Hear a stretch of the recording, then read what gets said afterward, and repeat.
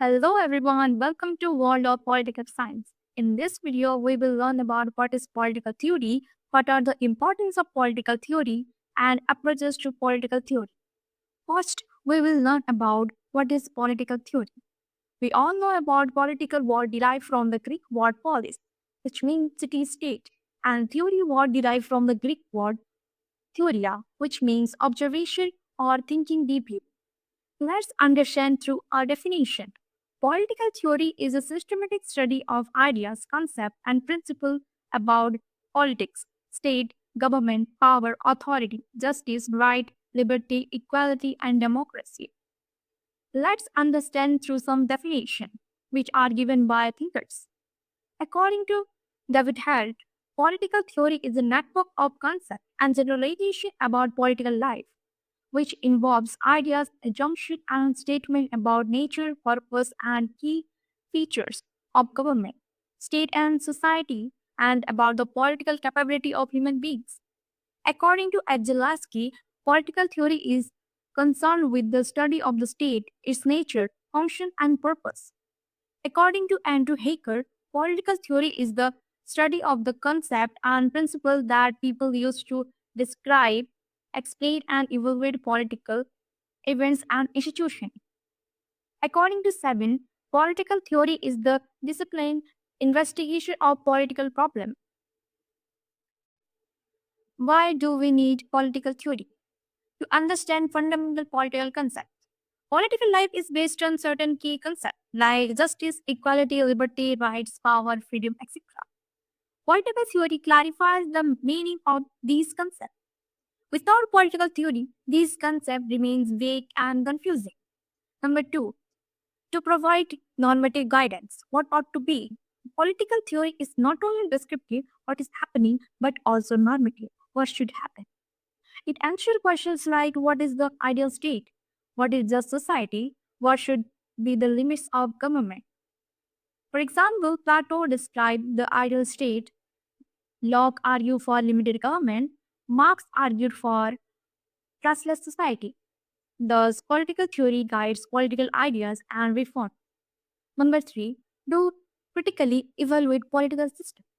Political theory helps us critically analyze government policies, laws, institutions, and distribution of power. It helps us ask, is this law fair? Is the government protecting rights? Are minorities treated equally? For example, feminist theories critiques patriarchy. Number four, to understand the evolution of political ideas. Political theory helps us understand how political ideas have developed and changed over time in response to historical, social, economic, and cultural changes. For example, the idea of democracy evolved from direct democracy in ancient Greek to representative democracy in modern state. Number five, to compare ideologies. Political theory allows comparison between liberalism versus socialism, capitalism versus Marxism, feminism versus patriarchy. Number six, to develop political awareness and citizenship. Political theory makes individual awareness of their right and duty, conscious about justice and equality, active participation in democracy. Democracy cannot function properly without politically aware citizens. Number seven, to connect theory and practice. Many political revolutions and constitutions are based on political theory. American Revolution based on Locke ideas, French Revolution based on Rousseau's ideas, Indian Constitution based on justice, liberty, equality. Thus, political theory directly influence real-world politics. Approaches to political theory. Normative and empirical approach. Normative approach based on ideas, values, and what is right or wrong. It seeks to determine and prescribe values. It's aimed at making a normative statement which is concerned with what ought to be or should be. Characteristic of normative approach. Value oriented. It focuses on moral values like liberty, equality, justice, and rights. Idealistic. It often constructs ideal model of society. Philosophical reasoning. It uses logic, argument, and conceptual analysis. Prescriptive, it tells us what should be done.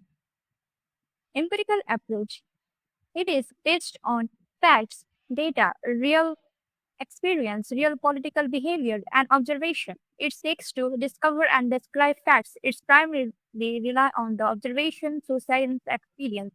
It's aimed at making an empirical statement which is concerned with ease. Characteristic of empirical approach, fact-based, focuses on observable political phenomena. Value neutral, attempt to separate facts from values. Scientific method uses survey, data, and statistical analysis. Descriptive and explanatory, explain political behavior rather than prescribing ideas. Thank you for watching and for more.